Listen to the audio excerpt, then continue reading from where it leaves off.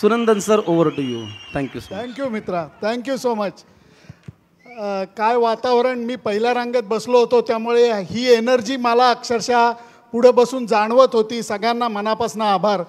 सचिन, पुण्यात खूप वर्षानंतर तू आलेला आहेस आणि त्याचा उत्साह आणि आनंद हा आम्हाला सगळ्यांना पूर्णपणे जाणवतोय. मुलाखत ही टिपिकल क्रिकेटची घ्यायला नको असं माझं मत आहे.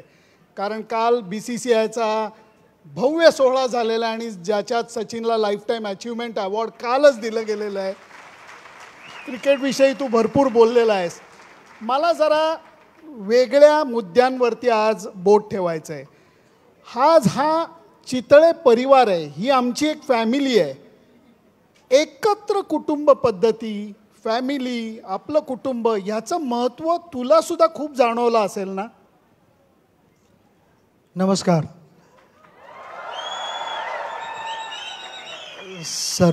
सर्वप्रथम तर मी केदारला सांगणार होतो की ते लॉयल्टी प्रोग्राम सुरू करणार नाही, ऑलरेडी झालेला आहे इकडे. तुम्ही इथे उपस्थित आहात, that itself is an indication की तुमचं किती प्रेम आहे ह्या ब्रँडवरती आणि किती विश्वास आहे. आणि आत्ताच मी त्यांच्या घरी होतो आणि फॅमिलीची जी एक स्ट्रेंथ असते, जे माझी फॅमिली पण आहे, माझ्या बहिणीचे मिस्टर इकडे आहेत, माझ्या बहिणीचं लग्न झालं आणि ती पुण्यात राहायला लागली, तर कुठे ना कुठेतरी मी म्हणेन की मी पण थोडासा पुणेकर आहे. माझं इनफॅक्ट तुम्हाला माहिती नसेल पण माझं मुंबईसाठी ज्युनियर लेवलला करिअर सुरू झालं ते पुण्यात सुरू झालं. मी आय थिंक पुण्यात आलो होतो 1985च्या आसपास. इथे 2 आठवडे काढले होते. आम्ही PYC डेक्कनवरती वगैरे मॅचेस खेळलो होतो. पाऊस पडला होता त्यामुळे मॅचेस कंप्लीट होऊ शकल्या नव्हत्या, पण पुण्याशी संबंध तेव्हापासून होता. तर आज सकाळबद्दल बोलायचं तर सगळ्या फॅमिली मेंबर्सनाही मी भेटलो. आय थिंक आपली फॅमिली आपली एक स्ट्रेंथ आहे. माझ्या लाईफमध्ये हे एक मी ब्लेसिंग म्हणतो की मी ह्या फॅमिलीत जन्माला आलो. चांगले क्षण हे अडचणीचे क्षण, त्यावेळेला तुम्हाला तुमची फॅमिलीच लागते. तुमची फॅमिली ऑलवेज तुमच्याबरोबर आहे विदाऊट एनी एक्सपेक्टेशन. आज मला ते ॲक्च्युअल बघायला मिळालं. आधी मला वाटलं की बाहेरचे काही गेस्ट बोलवलेत, पण त्याने मला सांगितलं, इंद्रनील पण मला सांगत होतं की नाही, आमचे फक्त फॅमिली मेंबर्सच आहेत. ऑलमोस्ट 100 होते. तर it is a good strength. आणि तशीच hope you go from strength to strength. पण मला फार आनंद झाला आणि आज खास करून आपण इकडे एकत्र जमलो आहोत. 75 वर्ष सेलिब्रेट करतो आहे आपण चितळे बंधू ह्या ब्रँडची. मला वाटतं जे आत्तापर्यंत आपण भरपूर वेळा ग्रांटेड धरत आलो आहे की ना, त्यांची बाकरवडी म्हणजे अशीच टेस्ट करणार, बर्फी, पेढा वगैरे, पण ते असं ऑटोमॅटिकली होत नाही. त्याच्यामागे एक मोठी टीम काम करते. मला वाटतं की एक कमिटमेंट आहे, पॅशन आहे, ह्या सगळ्या गोष्टी एकत्र जुळून आल्यात. लीडरशिप आहे, सगळे एकत्र आलेत त्यामुळे. आणि मी म्हणेन की हे सगळे एकत्र आहेत, ही एक फॅमिली आहे मोठी. माझ्यासाठी पण ज्या वेळेला मी क्रिकेट खेळायला गेलो ग्राउंडवरती, माझ्याबरोबर एक मोठी टीम होती मागे. मी नुसतं रेप्रेझेंट करत होतो त्यांना. ती टीम होती. तुम्ही म्हणेन की त्या टीमचा एक हिस्सा होतात, कारण मी इतक्या जणांना भेटू शकलो रिटायरमेंटनंतर. तर बऱ्याचशा लोकांबरोबर बसून असे चॅट करू शकलो. आणि माझा अनुभव पण तोच होता की एक होती घरी फॅमिली होती, दुसरी होती फॅमिली ड्रेसिंग रूममध्ये होती, आणि एक मोठी आपल्या भारताची फॅमिली. त्यांच्या सगळ्या सपोर्टमुळेच, स्ट्रेंथमुळे जे काय मी करू शकलो. आणि मला वाटतं जर काय तुम्ही चितळे बंधू हा कोणी कुठच्याही फॅमिलीबरोबर बोललात, मोठ्यांपासून ते लहानांपर्यंत, ते सगळे हेच म्हणतील की तुम्ही त्यांची एक स्ट्रेंथ आहात. सचिन, तुझ्या करिअरचा पाठलाग जणू काही मी केला पत्रकार म्हणून तुझी असंख्य शतकं, तुझं यश अपयश हे मी मैदानावरती पत्रकार म्हणून अनुभवलेलं आहे. मला एक गोष्ट दरवेळेला लक्षात आली, ते म्हणजे कुठल्याही पद्धतीने सरावादरम्यान, तयारीदरम्यान तू शॉर्टकट्स कधी घेतले नाहीस. कारण तुझी जेवढी बॅटिंग मैदानावरती मी एन्जॉय केली, तेवढाच तुझा सराव मी तन्मयतेने बघायचो. आणि इथं मला परत कुठंतरी ही नाळ जुळलेली दिसते चितळ्यांसाहेब बरोबर, की ते सुद्धा त्यांच्या व्यवसायाच्या बाबतीत शॉर्टकट्स घेत नाहीत. तर हे किती महत्त्वाचं आहे, शॉर्टकट्स न घेणं. मला लहानपणापासून फॅमिलीत बाबांनी तर सांगितलं होतं की मी फेल्युअर ॲक्सेप्ट करेन, शॉर्टकटने ॲक्सेप्ट करणार. It is okay to fail in life. वा. आणि ज्यावेळेला तुम्हाला घरनंच असे मेसेजेस मिळतात, त्यावेळेला मग फेल्युअरची भीती नाही वाटत. You start preparing your self. आणि ज्यावेळेला मला माझा मोठा भाऊ अजित आचरेकर सरांकडे घेऊन गेला, सुरुवातीला असंच आपले उन्हाळ्यातले काही दिवस शाळा नाही आहे तर प्रॅक्टिस करेल, जी काय मस्ती करायची ते ग्राउंडवरती करेल, नाहीतर ऑलवेज घरी कंप्लेंट यायची काही ना काहीतरी, आज याने ही काच तोडली किंवा झाडावरती चढला आणि सगळ्या कैऱ्या संपवल्या आणि ते सगळे कुठच्या गाडीच्या टायरची हवा काढली, हे सगळे मस्ती करत असायचोच मी नेहमी. तर ह्या कंप्लेंट यायच्याऐवजी ह्याला जाऊन दे एकदा ग्राउंडवरती, जे काय त्याची एनर्जी आहे, जेवढी मस्ती करायची तिकडे ग्राउंडवरती करून दे. कुठेतरी तो मस्ती करणारा मुलगा थोडा सिरियस व्हायला लागला. त्याला एक डिरेक्शन मिळाली लाईफमध्ये. आपण म्हणतो की चॅनलायझिंग युअर एनर्जी. तर तशी मी माझी एनर्जी चॅनलाइज करायला लागलो, थोडा फोकस करायला लागलो क्रिकेटवरती. आणि ठरवलं की क्रिकेट खेळायचं मला सिरियसली. टी व्हीवरती बघितलं होतं 83मध्ये आपण वर्ल्ड कप जिंकलो त्यावेळेला कुठेतरी वाटलेलं की आपण पण एकदा असा वर्ल्ड कप उचलायला पाहिजे. पण त्यामागे किती मेहनत करायला लागते आणि काय काय करायला लागतं याची काही आयडिया नव्हती. 10 वर्षाचा होतो. त्यानंतर हळूहळू माझी एक जर्नी सुरू झाली. तो प्रवास होता ज्याच्यात मला अनेक गोष्टी शिकायला मिळाल्या.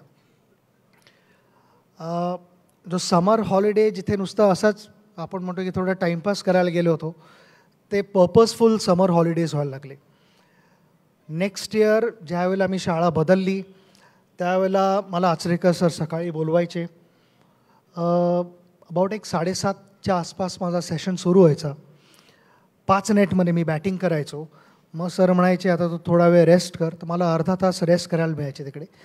मग एक मॅच खेळायचो.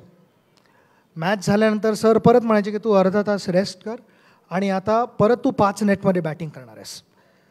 परत 5 नेटमध्ये बॅटिंग करायचो. आणि लास्टला ज्यावेळेला थकलेलो असायचो बॅटिंग करायचो त्यावेळेला सर स्टंपवरती 1 रुपयाचं नाणं ठेवायचे. आणि ते कॉईन माझ्यासाठी गोल्ड मेडल असायचं की काही केल्यास सर मला टार्गेट द्यायचे की पुढची 10 मिनटं तू आऊट नाही व्हायचंस, तू कसाही सर्वाईव्ह हो. आणि त्यावेळेला मी एवढं सांगू शकतो की तुम्ही जेवढे बसलेले आहात ना ह्याच्याहून जास्त फील्डर्स असायचे. कारण जो कोण शिवाजी पार्कात असायचा त्याने जर काय कॅच पकडला तर मी आऊट होतो. मला आर्ग्युमेंट करायला काही स्कोप नव्हता. सराने तो एक माझ्याबरोबर ते अंडरस्टँडिंग होतं सरांचं की कोणी कॅच पकडला की तू आऊट आहेस. तर मला बॉल खाली ठेवायला लागायचा. ते सगळं झाल्यानंतर सर म्हणायचे आता 2 राऊंड शिवाजी पार्कच्या मार.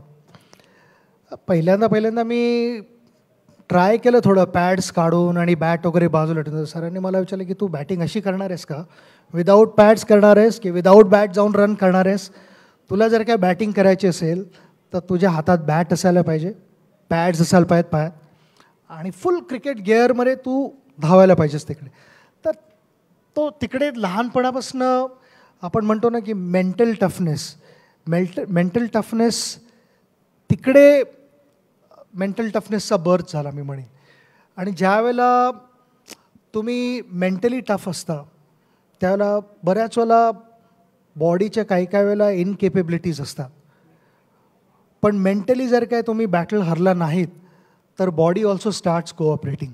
आणि ते ट्रेनिंग त्यावेळेला मिळालं. तर मी म्हणेन की ते शॉर्टकट न घेणं हे आचरेकर सरांनी शिकवलं. वा.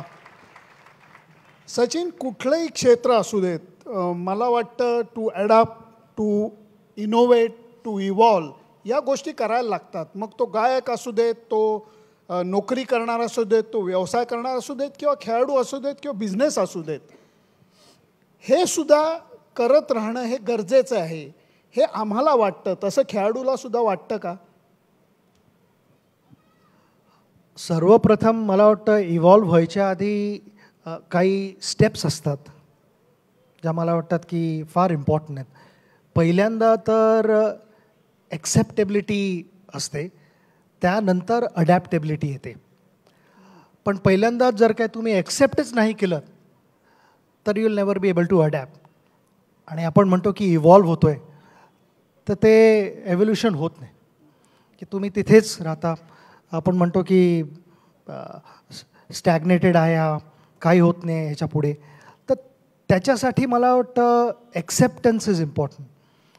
आणि जर काय कुठच्याही प्रोफेशनमध्ये आपल्याला जर काय प्रगती करायचं असेल तर त्या प्रगतीच्या त्या एका जर्नीमध्ये ॲक्सेप्टन्स बिकम्स अ फाउंडेशन. तिकडनं तुमचा माइंडसेट चेंज होतो. आणि त्यानंतर एकदा माइंडसेट फ्लेक्सिबल असेल आणि तुमची तयारी असेल अडॅप्टेबिलिटीची, तर मग त्याच्यावरती त्या फाउंडेशनवरती तुम्हाला जे काही बांधायचं आहे तुम्ही बांधू शकता. आणि ते माझ्या आयुष्यात पण ऑब्व्हियसली झालं. मी एक एक्झाम्पल देतो. आत्ताच माझ्या ऑस्ट्रेलियाच्या एका इनिंगबद्दल डिस्कशन झालं थोडंसं ब्रीफली. पण त्यावेळेला सिडनीला ज्यावेळेला मी कव्हर ड्राईव्ह मारला नव्हता, त्यावेळेला माझं डिस्कशन माझ्या भावाबरोबर हे होतं की टेक्निकल फ्लॉ नाही आहे. फ्लॉ जर काय कुठे आहे तर तो शॉट सिलेक्शनमध्ये फ्लॉ आहे. तर थोडं तिकडे आपण ॲडजस्ट केलं तर I don't think you need to worry. हे माझ्या भावाबरोबर माझं डिस्कशन होतं, अजितबरोबर. मला तिकडे ॲक्सेप्ट करणं वॉज इम्पॉर्टंट की मे बी आत्ता ह्या स्टेजला माझ्या करिअरमध्ये कव्हर ड्राईव्ह काम करत नाही आहे, तर can I manage without cover drive. आणि त्यावेळेला आपण म्हणतो की एक चॅलेंज देतो आपण. तो माझ्या भावाने मला चॅलेंज दिला. मग भाऊ मला बोलला की आय डोंट थिंक तुला बॉलर आऊट करतायत, मे बी तुझ्या शॉट सिलेक्शनमुळे तू आऊट होतो आहेस. तर हा माझा चॅलेंज ॲक्सेप्ट करतोस का की ह्या टेस्ट मॅचमध्ये तो आऊट नाही व्हायचंच. बोलो चॅलेंज ॲक्सेप्टेड. पण त्यावेळेला अजिबात ठरलं नव्हतं की मी कव्हर ड्राईव्ह मारणार नाही. त्यावेळेला मी एक त्या माइंडसेटने गेलो बॅटिंगला की मी आऊट नाही होणार. ह्या अख्ख्या टेस्ट मॅच मला 5 दिवस बॅटिंग करायला लागली तर मी 5 दिवस बॅटिंग करेन, पण मी आऊट नाही होणार. आणि ग्राउंडवरती गेल्यावरती मला हळूहळू ऑस्ट्रेलियन्स काय प्लॅन करतायत हे समजायला लागलं. की आपण म्हणतो की ना ऑपोजिशनच्या एक स्टेप ऑलवेज पुढे राहणं इम्पॉर्टंट असतं. तर त्यावेळेला मला कळलं की ना ऑस्ट्रेलियन्सचा प्लॅन होता की ऑलमोस्ट 75% डिलिव्हरीज सरळ ॲडम गिलक्रिस्टकडे गेल्या पाहिजेत. मला खेळायला द्यायचंच नाही, बाहेर टाकत राहायचं याला आणि याला फ्रस्ट्रेट करायचं. तर त्यावेळेला मी ठरवलं की चलो आपण बघूया की कोण फ्रस्ट्रेट होतं, की तुम्ही 11 पहिल्यांदा फ्रस्ट्रेट होता की मी एकटा होतो. तुम्ही जोपर्यंत मला तिकडे टाकत बसाल बॉल, मी तिकडचा बॉल सोडत बसीन. मी ठरवणार की मी कुठचा बॉल खेळणार आणि कुठचा बॉल सोडणार. You will not decide. आणि त्या ह्याच्यात इनिंग ज्यावेळेला माझी सुरू झाली, काही वेळानंतर मी ठरवलं की मी कव्हर ड्राईव्ह मारणार नाही आहे. आणि मग ते थोडं आपण म्हणतो की कुठेतरी कधी कधी म्हणेन की इगो हरकत नाही ठेवायला. मोस्ट ऑफ द टाईम मी म्हणेन की ego is your biggest enemy. पण कधी त्या इगोचा कुठच्या डिरेक्शनला तुम्ही त्या इगोला चॅनलाइज करता त्या फायदा पण होतो. आणि त्यावेळेला इगोचा पॉसिबली फायदा झाला की मी ठरवलं की मी मारणार नाही कव्हर ड्राईव्ह. मी 100वरती बॅटिंग करत असो की 150वरती बॅटिंग करत, मी कव्हर ड्राईव्ह मारणारच नाही पुढचे 5 दिवस. कारण दोन्ही इनिंगला नॉट आऊट राहून त्यांनी एकदा तर 250च्या जवळ रन, दुसऱ्या डावात अर्धशतक. सचिन कमाल आहे. परंतु एक गोष्ट, विद्यार्थी असू देत, बिझनेसमन असू देत, नोकरी करणारा असू देत, आम्हाला साध्या लोकांना अपेक्षांचं ओझं ही गोष्ट त्रास देते, प्रचंड त्रास देते. कारण बायकोच्या नवऱ्याकडनं अपेक्षा असतात ना, इंद्रनील हो म्हणतोय, तर त्या संपत नाहीत आणि मग त्याचं प्रेशर यायला लागतं. अपेक्षांचं ओझं मला नाही वाटत भारतात ह्या माणसापेक्षा जास्त कुणी घेतलं असेल. त्या अपेक्षांच्या ओझ्याकडे बघण्याची तुझी नजर काय, तुझा विचार काय? आत्ता माझा विचार जो आहे तो मला वाटत नाही तुम्ही कोणी गेस करू शकाल. पुढच्या वर्षी भाकरवडीला 50 वर्ष होत आहेत. बापरे. मी बघत होतो 1976मध्ये सुरू झाली भाकरवडी करायला. चितळे बंधूंनी पहिल्यांदा इंट्रोड्यूस केली भाकरवडी 1976मध्ये. तर पुढच्या वर्षी माझी तीच अपेक्षा आहे की जे 49 वर्ष तुम्ही जे करत आलेला तसंच पुढे अजून अनेक वर्ष चालू राहो. पण expectation is because of your performance, past performances. आणि मला ऑलवेज ते आवडलं. आता कशी लोक तुमच्याकडनं काय एक्सपेक्ट करतायत, कशाला एक्सपेक्ट करतायत, हे तुम्ही कसं ॲक्सेप्ट करता त्याच्यावरती असतं. आता प्रेशर मला ऑलवेज वाटतं की प्रेशरची एक डिरेक्शन असते. वरनं जर काय तुमच्या डोक्यावरती ठेवलं तर तुम्ही हळूहळू खाली जाल जमिनीत. पण तुमच्या मागे असेल. हे मी का सांगतो आहे, कारण आम्ही वर्ल्ड कपच्या आधी 2011 त्यावेळेला आमची ज्यावेळेला टीम मीटिंग होती, कॅम्प चालू होता, बंगलोरमध्ये कॅम्प चालू होता. आणि त्यावेळेला टीम मीटिंगमध्ये आम्ही एक्सपेक्टेशन्स कसे मॅनेज करायचे ह्याच्यावरती डिस्कस करत होतो. आणि हा पॉईंट मला फार उत्तम वाटला. कारण प्रेशर तुम्ही कुठच्या बाजूला प्रेशरला अलाव करताय जायला, दॅट इव्हेंच्युअली जर का प्रेशर तुमच्या बरोबर असेल तर it becomes a formidable force. आम्ही बोललो की त्यावेळेला 1.2-1.3 बिलियन होतं पॉप्युलेशन. म्हणजे तेवढे जर काय लोक एका डिरेक्शनला पुढे जात असेल त्यांना कोण थांबवू नाही शकत. ही आपली स्ट्रेंथ आहे इंडियन क्रिकेट टीमची. आणि तसा आपण विचार करायला लागूया. कारण आम्ही जिथे जिथे जात होतो सगळे एकच गोष्ट डिस्कस करत होते की वर्ल्ड कप जिंकायचं आहे, काही प्रेशर घेऊ नका. कसं चालेल? नॅचरली प्रेशर येणारच. त्यावेळेला असं आत्ता आपण ऐकलं तुमचं क्वालिटी म्युझिक तिघेही अप्रतिम होतात. तसं क्वालिटी म्युझिक त्याची मदत होते. इयरफोन्स उगत नव्हते माझ्या कानावरती. त्यावेळेला तुम्ही तुमच्या झोनमध्ये जायला बघता. सगळ्या गोष्टी झालेल्या आहेत, पास्ट एक्सपिरियन्सेस. त्याच्यातनं पॉझिटिव्हिटी जेवढी काढता येईल तेवढी पॉझिटिव्हिटी घ्यायला बघता आणि ती स्ट्रेंथमध्ये जाऊन वापरायला बघता. मला ऑलवेज आवडलं की ज्यावेळेला मी बाउंड्री लाईन क्रॉस करून बॅटिंगला जात होतो त्यावेळेला लोक माझ्याकडनं काहीतरी एक्सपेक्ट करत होते. जर काय एक्सपेक्ट करत नसतील तर म्हणजे इट इज ऑब्वियस की I have not lived up to their expectations, I have not perform well. म्हणजे मी कुठच्या तरी चुकीच्या प्रोफेशनमध्ये आहे, मला काहीतरी दुसरं करायला हवं.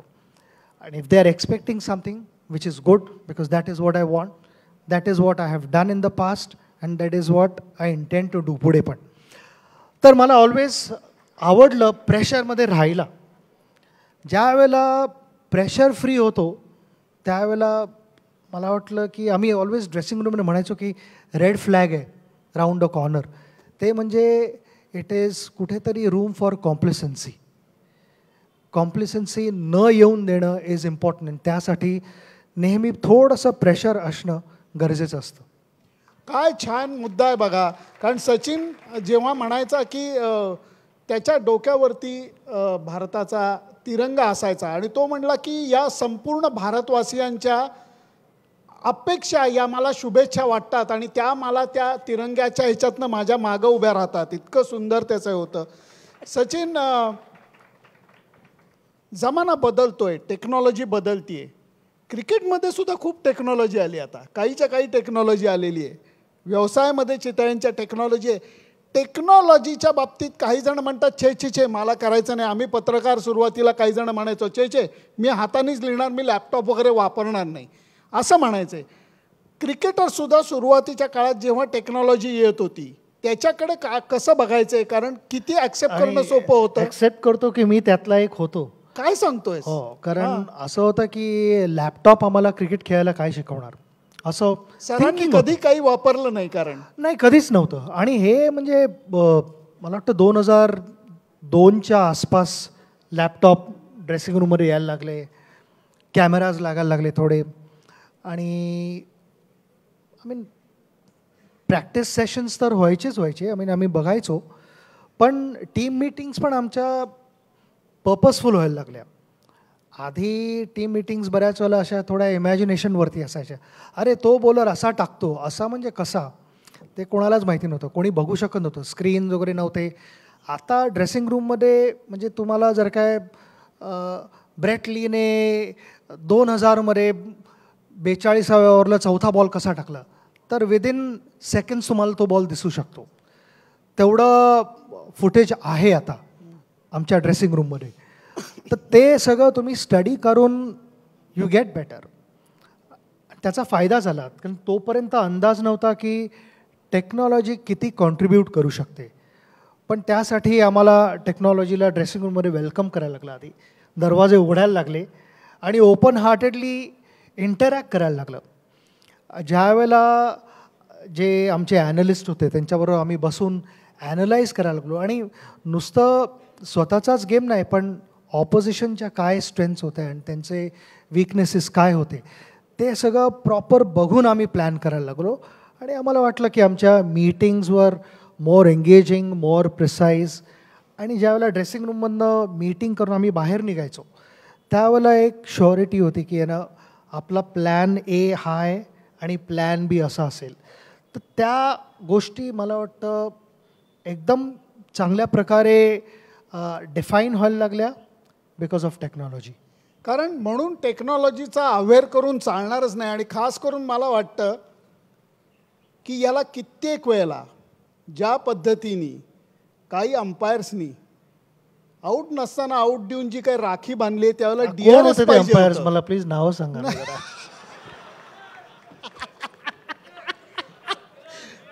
सांगतात लोक, त्यावेळेला DRS पाहिजे होतं असं मला अगदी मनापासून वाटलं. सचिन एक महत्त्वाचा मुद्दा असा येतो की व्यवसाय असू देत, विद्यार्थी असू देत, किंवा सचिन तेंडुलकर असू देत, ज्यांनी 100 आंतरराष्ट्रीय शतकं केली आहेत, वय वाढतं, अनुभव वाढतो, कर्तृत्व वाढतं, तरीही जीवनामध्ये कुणीतरी कान पकडणारं पाहिजे असं मला वाटतं. कारण तुला सांगतो की बऱ्याच वेळेला शाळेत तुम्ही असता, चांगला मित्र मिळाला, तुम्ही योग्य दिशेला जाता. व्यवसाय करता किंवा नोकरी करता, तुम्हाला चांगला मेंटर मिळाला, जो चांगल्याला चांगलं, वाईटाला वाईट तुम्हाला योग्य दिशा देतो, तुम्ही पुढे जाता. या गोष्टी खूप वेळा केल्यानंतर कदाचित तुम्ही शिष्य बनायला लायक होता आणि मग तुम्ही गुरुचा विचार करू शकता. सचिन, कान पकडणाऱ्या व्यक्तीची गरज ही तू स्वतः आम्हाला आत्ता अजित दादाबद्दल तू बोलत होतास, त्यावेळेला सुद्धा तू एवढं अचीव केलं होतंस, पण हे कान पकडणाऱ्या व्यक्तीचं महत्त्व जरा समजून सांगशील का? ही स्टोरी काय जास्त लांब नाही आहे, एकदम लहान स्टोरी आहे. अजितबद्दलच बोलतो आहे तर मला आठवतं आम्ही ऑस्ट्रेलिया अगेन्स्ट मॅच खेळत होतो, परत बेंगलोरमध्येच मॅच खेळत होतो. वन डे मॅच होती आणि मला पाहिजे तशी बॅटिंग होत होती. सुरुवातीला शॉट्स लागले होते आणि मी आय थिंक 35-36वरती बॅटिंग करत होतो. VVS लक्ष्मण माझा नॉन स्ट्रायकर होता. VVS लक्ष्मण बॉल थर्ड मॅनला खेळला आणि मायकल बेवनने डाईव्ह मारून बॉल अडवला. मायकल बेवनकडे स्ट्रॉंग थ्रो नव्हता एवढा, पण तो ग्राउंड चांगलं कव्हर करायचा, पण त्याने डाईव्ह मारून बॉल अडवलेला बाउंड लाईनवरती. मला वाटलं एकदम आरामात 2 रन्स आहेत. आणि स्टेडियम एवढा आवाज एवढा होता की एक दुसऱ्याचा कॉल ऐकायला येत नव्हता नीट. तर मी लक्ष्मणकडे बघितलं पण नाही, कारण मला वाटलं एकदम easy second run. For some reason लक्ष्मणने ती रन रिफ्यूज केली होती. मी अर्ध्या विकेटवरती रनआउट होऊन परत ड्रेसिंग रूममध्ये. पण रनआउट झालो त्यावेळेला माझी रिॲक्शन एवढी खराब होती की मी चिडलो होतो की एवढी बॅटिंग चांगली होते आणि टीमचा स्कोअर आपण मोठा करू शकलो असतो चांगली पार्टनरशिप करून. तर ती डिसअपॉइंटमेंट मी ग्राउंडवरती दाखवली होती आणि मी आत आलो. त्यानंतर आम्ही ती मॅच झाल्यानंतर मी घरी गेलो होतो. तर जे कान पकडणं म्हणतात तर ते भावाने मला बसवलं हॉलमध्ये. घरी गेल्या म्हटलं ही कसली रिॲक्शन. म्हटलं तू आऊट होऊन आलेला आहेस, त्याची ड्युटी अजूनही बाकी आहे. तो बॅटिंग करत होता, तो आऊट नव्हता झाला, पण डू यू थिंक की तुझ्या रिॲक्शनने त्याला काही फायदा झाला असता? त्याला अजिबात काही फायदा झाला नव्हता. इनफॅक्ट तू त्याला अपसेट करून परत आलास, तर हे next time I don't expect from you. तर मी लक्ष्मणला पण सांगितलं, मी लक्ष्मणला आम्ही लक्ष्मणचा निकनेम लच्ची आहे, सगळे त्याला लच्ची म्हणतात. लच्ची, तेरे वजह से मेरे को डांट मिला है घर में, तो अगली बार तू बराबर कॉल देना जरा. ते नंतर सांगितले ना की अजितला की मी जाऊन त्याला लक्ष्मणला बोललो म्हणून. पण कोणतरी पाहिजे घरी who can always correct you, whether तो मोठा भाऊ असेल, बायको असेल, बहीण असेल, आई बाबा, काका काकू. आमची फॅमिली मोठी आहे, कोणी सांगितलं तर ते आय थिंक इम्पॉर्टंट असतं. आणि तो एक्सपिरियन्स, जो त्यांचा अनुभव आहे, आणि अबाव ऑल झिरो एक्सपेक्टेशन्स ना, काही नाही, एकच एक्सपेक्टेशन की जे काही सांगतो आहे त्याचा एक चांगला रिझल्ट लागायला पाहिजे, ते एक्सपेक्टेशन असतं. तर ते समजून घेणं इम्पॉर्टंट असतं आणि एक्सेप्ट करणं इम्पॉर्टंट असतं. सचिन, खूप महत्त्वाचा मुद्दा. आत्ताचा जमाना असा आहे की स्टार्टअप्स आहेत, हे आहे, ते, लोक सतत व्हॅल्युएशनची गोष्ट करत असतात. मला ह्या शब्दामध्ये थोडीशी अशी फोड करावीशी वाटते. व्हॅल्यू आणि व्हॅल्युएशन, परत तू कसं बघतोस याच्याकडे? मला सिम्पल, मला वाटतं right values bring valuation. Values I think important होत्या, कारण मी बघत होतो माझ्या वडिलांना, मी लहान होतो एकदम, आणि अनेकदा डोक्यात विचारायचा की ना बाबांना काय गरज आहे ह्या गोष्टी करण्याची. मी लहान होतो त्यामुळे काही तेवढं एक्सपोजरच नव्हतं, तेवढी समज नव्हती. पोस्टमन आला, ते दिवस ईमेलचे नव्हते, ते दिवस पोस्टमनचे असायचे. पोस्टमन, आम्ही साहित्य सहवासमध्ये राहायचो, उशक्काल बिल्डिंगमध्ये, 4थ्या मजल्यावरती, लिफ्ट नव्हती. उन्हाळ्यात ज्या वेळेला पोस्टमन वरती यायचा किंवा वॉचमन वरती यायचा काही सांगायला, कधी कधी पोस्टमन तर ऑब्व्हियसली पत्र डिलिव्हर करायला यायचे, त्यांना ऑलवेज बाबा दरवाजा उघडून हॉलमध्ये बसवायचे, फॅन चालू करायचे आणि पाणी द्यायचे. माझा असा विचार असा की काय गरज आहे आत बोलवण्याची आणि हे सगळं. पण त्यावेळेला मला बाबाने समजावलं की नाही बघ, तू अजून लहान आहेस, तुला कळणार नाही, तुझ्याकडे ती एनर्जी आहे 4 मजले वर खाली 20 वेळा करण्याची, पण हा पोस्टमन तो त्याच्या फॅमिलीसाठी करतो आहे, तो अडचणीत आहे, आणि हा त्याचा एक सोर्स ऑफ इन्कम आहे, त्याच्याकडनं दुसरा सोर्स ऑफ इन्कम नाही आहे त्याच्याकडे काही. त्याला उन्हाळ्यात ही मेहनत करायला लागते, आपली पत्र तो आणून डिलिव्हर करतो आहे. असे अनेक घरात तो जाऊन पत्र डिलिव्हर करत असणार. नुसतं त्याला बसवून पाणी दिलं आपण किंवा चहा विचारला तर त्यात काही चुकीचं नाही आहे. आणि ह्या व्हॅल्यूज मी लहानपणी शिकलो.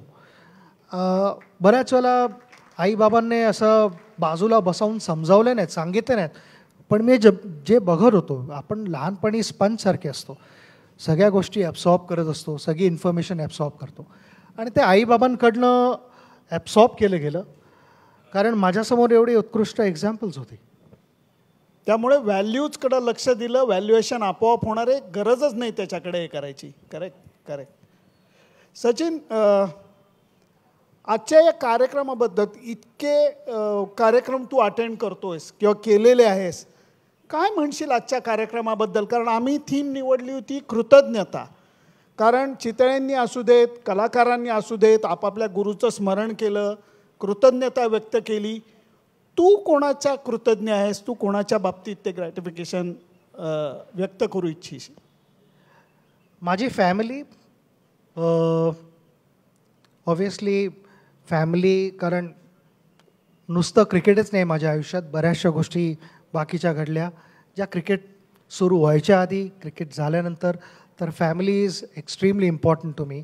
क्रिकेटमध्ये अजित जर काय मला घेऊन गेला नसता आचरेकर सरांकडे, तर मला वाटत नाही मी इथे बसून तुमच्यासमोर असा बोलत असतो. माझ्याबरोबर सगळे प्लेयर्स होते, ते जर काय माझ्या रन्स धावले नसते तर इतक्या रन्स झाल्याच नसत्या.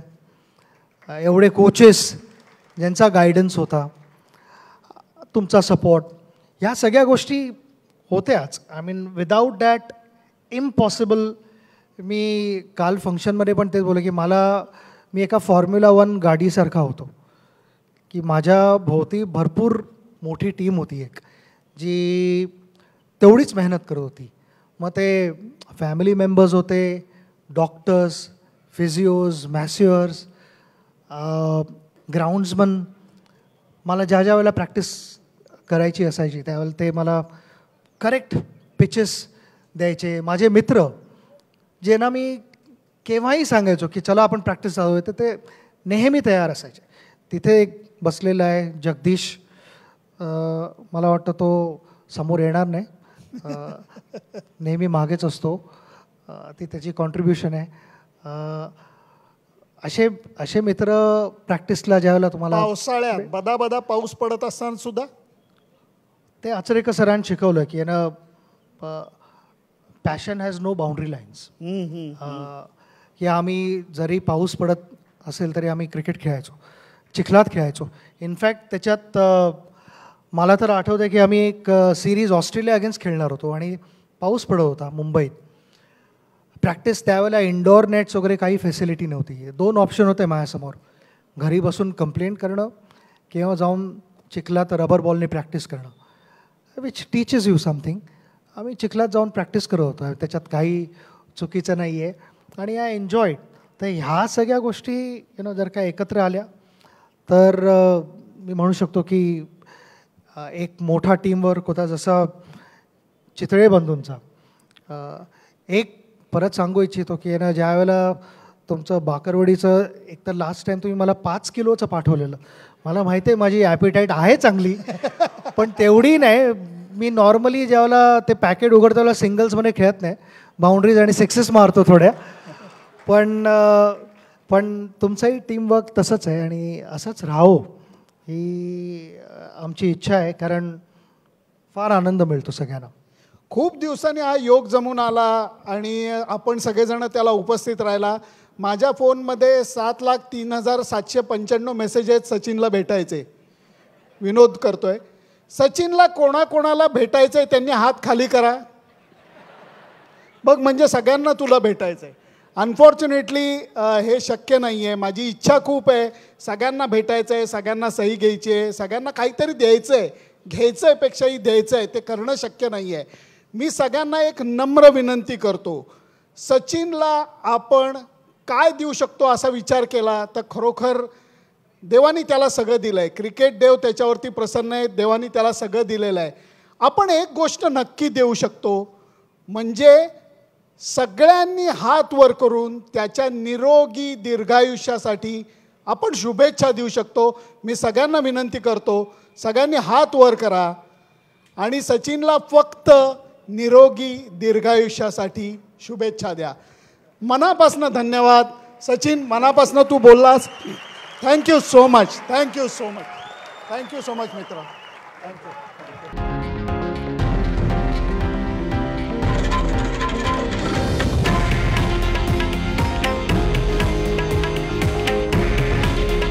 हे आहे देशातील नंबर 1 न्यूज नेटवर्क आणि आपण पाहत आहात TV9 मराठी. काळजी तुमची, हित महाराष्ट्राचं.